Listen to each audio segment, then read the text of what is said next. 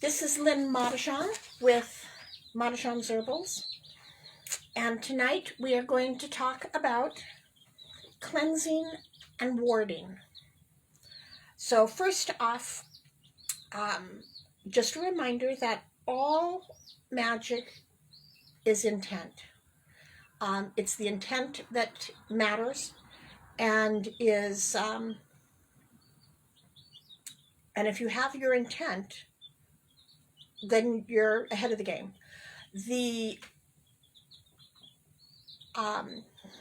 There are a lot of different ways to cleanse. And if you talk to 3 different people, you'll probably get 6 different answers of how to cleanse. Now, the primary, most common way to cleanse is smudging through with herbs. But I want to talk about some other ways to do it, because not everybody can burn in their houses or their apartments. So you can sweep with your magical broom. And if you sweep, you're sweeping the energy, so you don't actually have to have the broom dragging on the ground. But you can do, you can sweep the energy in each of the rooms, and you're going to sweep it out the door. Now, the other thing is with the intent. One of the couplets that I say when I am sweeping the energy, which is what I do every time we go to the parks and do the sabbats, is sweep, sweep, sweep this sacred ground, all negativity to be bound. I banish all that is profane, only positivity to remain. So you're telling the universe what you want, and you're sweeping all of the bad energy out. You can use bells. You can sound. So it's toning. So these are singhas, and I can walk through each room. And I usually will do that 3 times in each room, because 3 is a very magical number. You can use a bell, or you can use a singing bowl.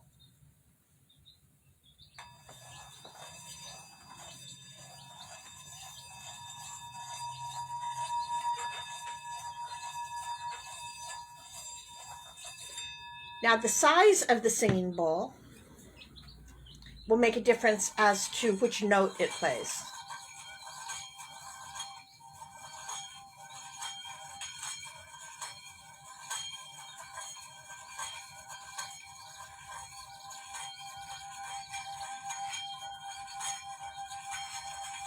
The other thing that will make a difference is if you are using brass or if you are using crystal. I have a crystal singing bowl that's this big, round, and about that tall. And for whatever reason, I have a little bit more trouble with that one than any others. Now, when you're smudging with herbs, you can smudge with pretty much any herb, depending upon what it is you're smudging for. This is cedar, and this is to cleanse.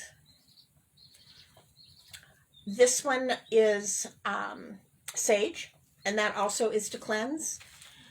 And this one is a combination of herbs, and I'm not sure that I remember exactly what I put in here. There's bay leaves in here, there is sage in here, there is lavender, there is rose, and so basically, and there's rosemary. So basically, this is going to be cleansing and bringing in love.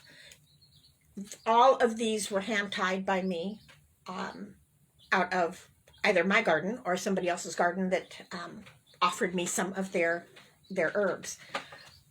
It is, you can also smudge with loose herbs in an abalone shell, and just go ahead and go out.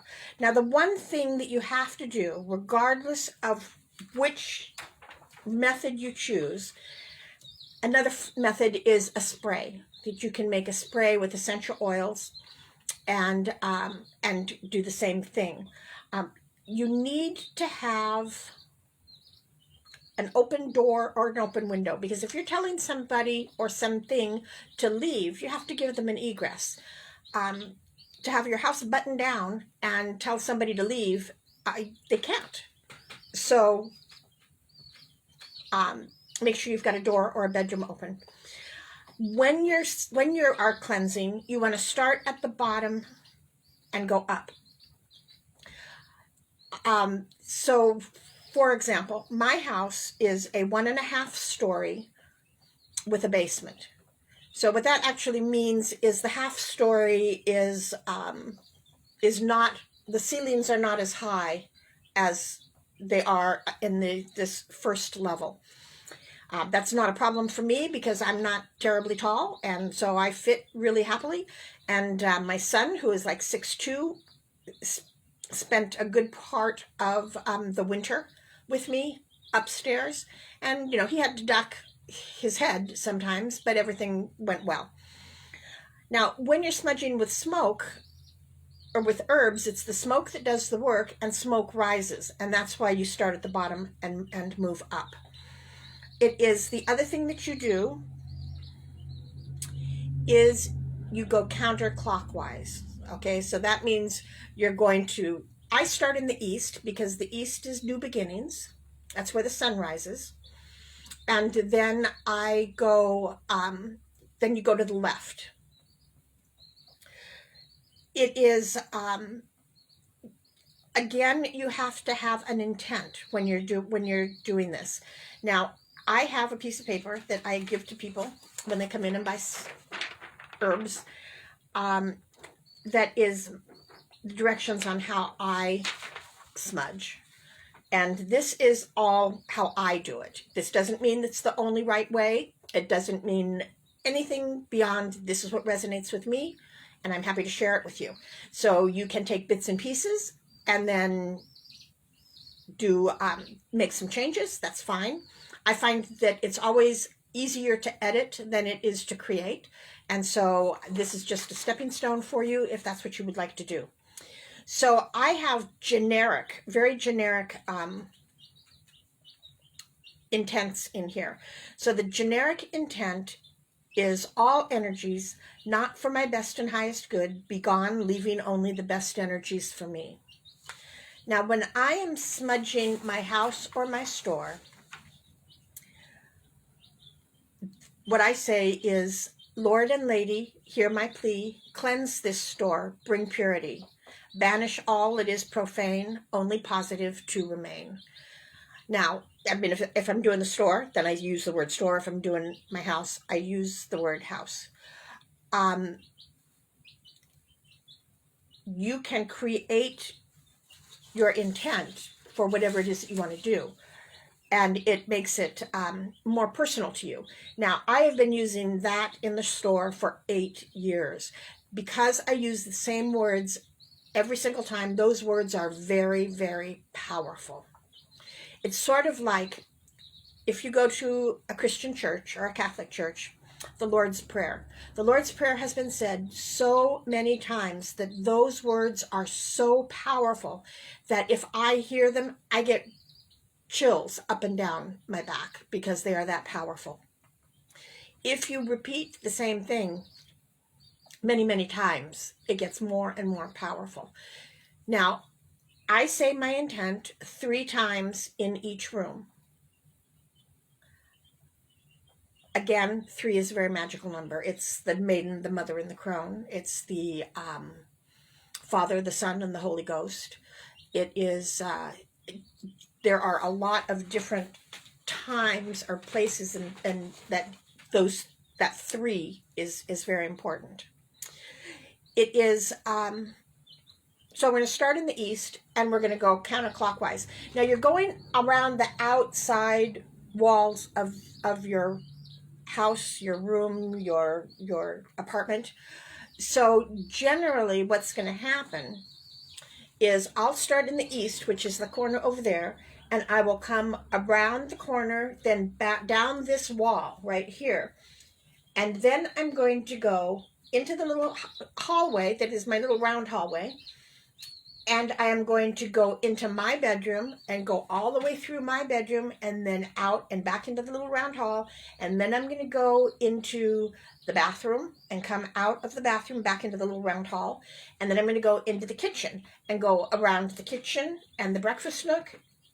And then come out all the way here, back into the little hallway. And then I'm going to come into this room. And I am going to then go the rest of the way down this wall. And then all the way back to my starting place, okay? And then I'm going to go up the stairs and do the same thing. I'm going to go up the stairs into the hallway. I'm going to go into my magic room and do the magic room. And then I'm going to come back into the hallway. And then I'm going to go into my Fibber McGee room and then go all the way through the Fibber McGee room. And then I'm going to go back into the final bedroom up there that is my guest room and go through that guest room, and then I'm going to come back through the hallway and down the stairs. So we've gone through all of the outside walls of the house.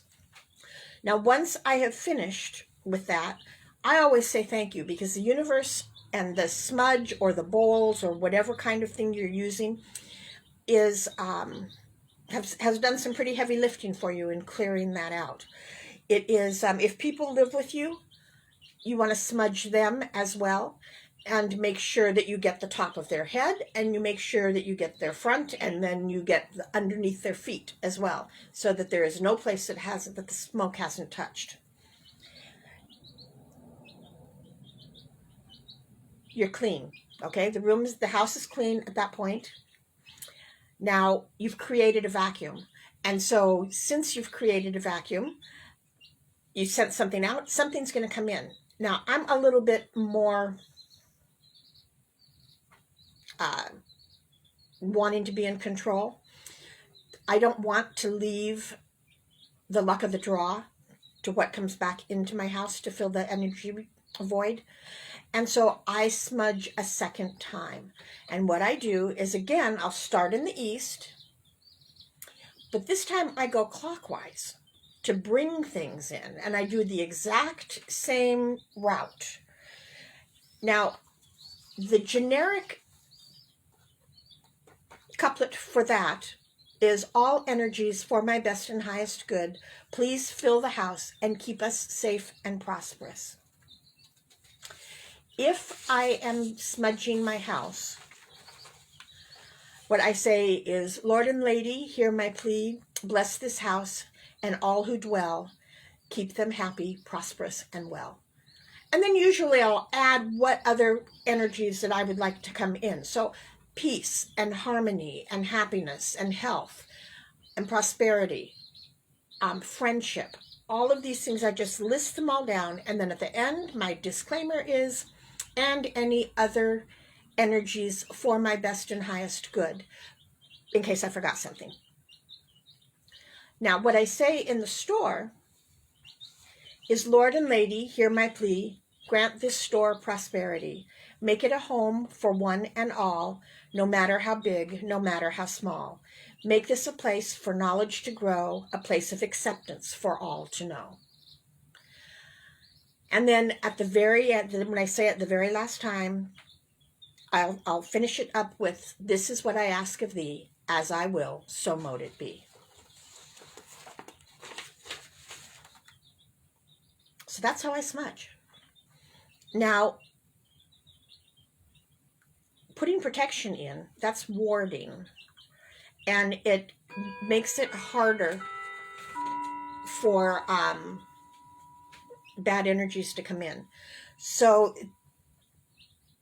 things that I do for that. There is a broom by each of my doors that sweeps negative energy out.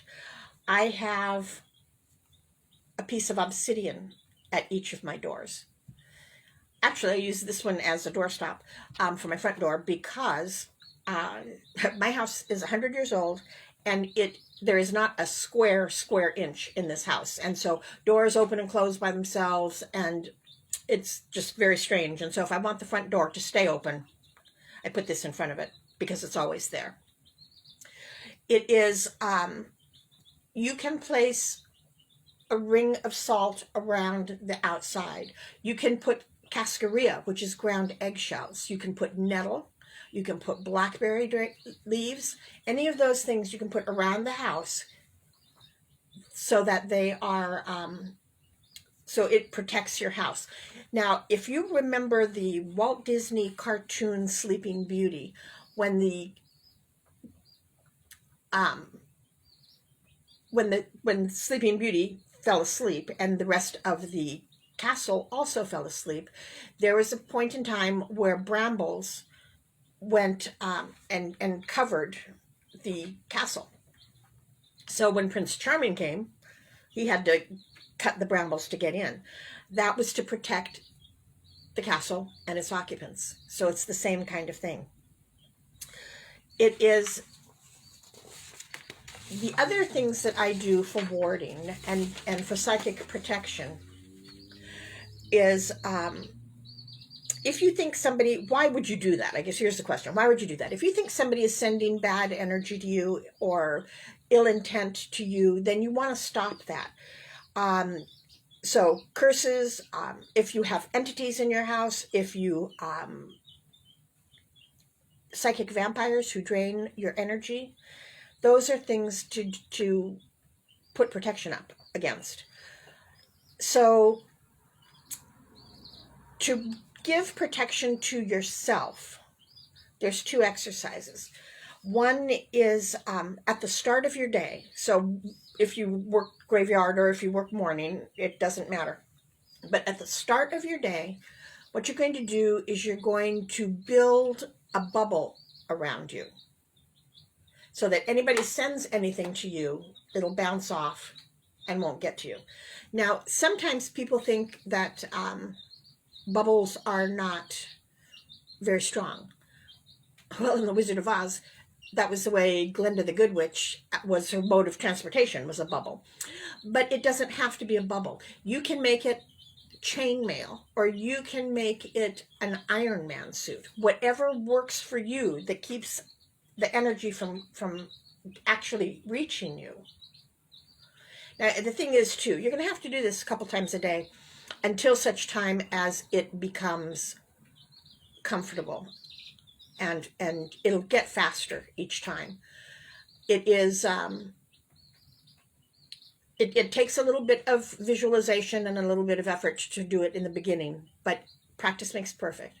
Now, at the end of your day, what you're going to do is clear any energy that isn't yours out of your body. So there's a couple of ways you can do that. You can get in the shower and have the water hitting you and visualize any energies that aren't yours coming down off of your body and going down the drain. You can, my favorite is to visualize myself as a gingerbread man, or like Flat Stanley, if you know who he is, and made out of whiteboard material. And when I close my eyes, what I see is, I call it static, but it's just like gunk all over my whiteboard. And then I get an eraser that is the same width as the widest part of my body, and I bring it down. And I bring the eraser down, and it erases or pushes all that energy down. Now, if I've caught somebody's energies, I will feel it. As I'm pushing this down, all of a sudden, boom, I'll stop. And then it's like, okay, I have to really push hard. And I push it down out through the bottom of my feet into Mother Earth. Now, what Mother Earth does with that is she transmutes that negative energy and makes it good energy that she feeds to the trees and the plants, who then give it out to the rest of us as new oxygen. So it's a life cycle that works really well, taking care of the earth as well as taking care of us.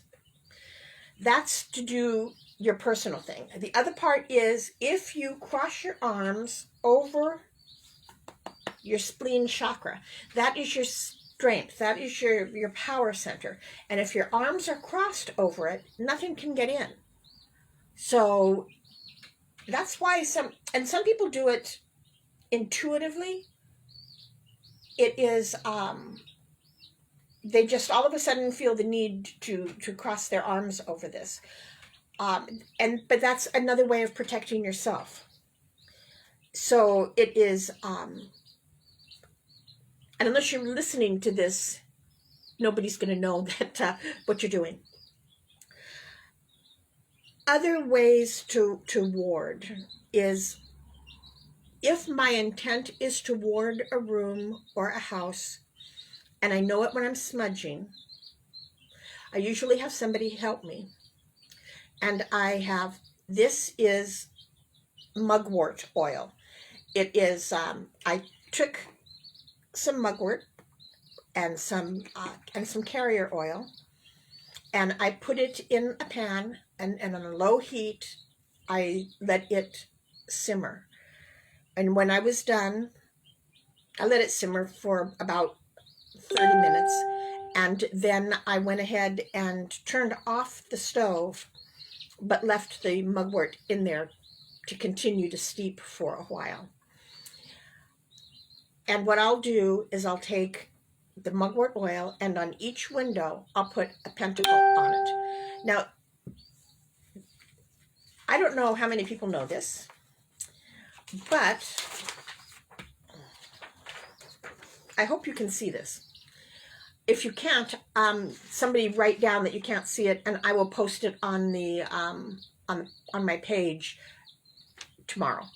Okay, this is a pentacle, and each one of the points on the pentacle is a part of the elements as well. So if you are looking at,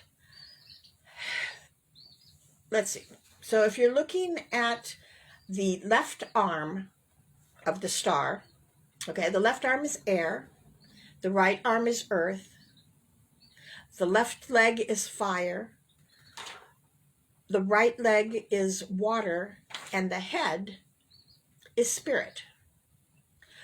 So generally, the way I learned to draw a star was to start at the watermark and go up to spirit, down to fire, over to earth, and back to air. Now, the two that when I'm looking for protection, I like to work with water or fire. And so if I want to work with fire for protection, I will come out here at the left leg and start there. If I want to be protected with water, then I come to the right leg and make it that way, starting at that one. And that's calling in that energy.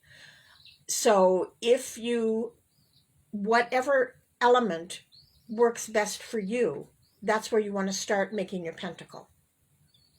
Okay, so, and I put my finger in the mugwort oil, and I just make a little pentacle. I don't make a giant one and it looks like, my windows are all oily. I just, in the corner, I put the small pentacle. It is, and as we go through the rooms, whoever is helping me generally I smudge, and they do they'll do the pentacle. If you can get a small stone, like obsidian, and that's what this is. This is obsidian. Jet, black tourmaline, hematite, and believe it or not, I do not have any hematite in this house. I've got a ton of stones and no hematite. So I think that's got to be something that is remedied. Or tiger's eye. And put that on your windowsill. Now, if you have small children, don't put it on the windowsill at the bottom. Put it on the casing at the top where they can't see it, because then they're not going to pull it off and play with it. And that's what I do with each of the windows, is I put a piece of, a small piece of stone. It is, let's see, I have my notes here.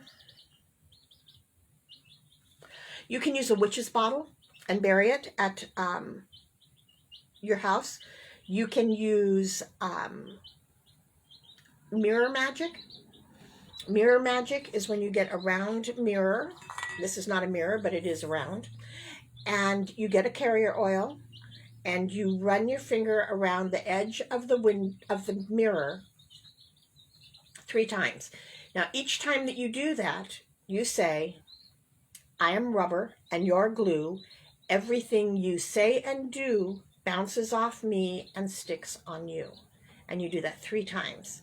And then you put the mirror on the outside of your door. Now, if you are not out of the broom closet, you can take that mirror and get a wreath and put a wreath around it and hang it on your door, and it looks like a nice door decoration, and nobody's going to ask you about it. So that's another way to do that. Usually I will leave an offering out for the universe, if whether it be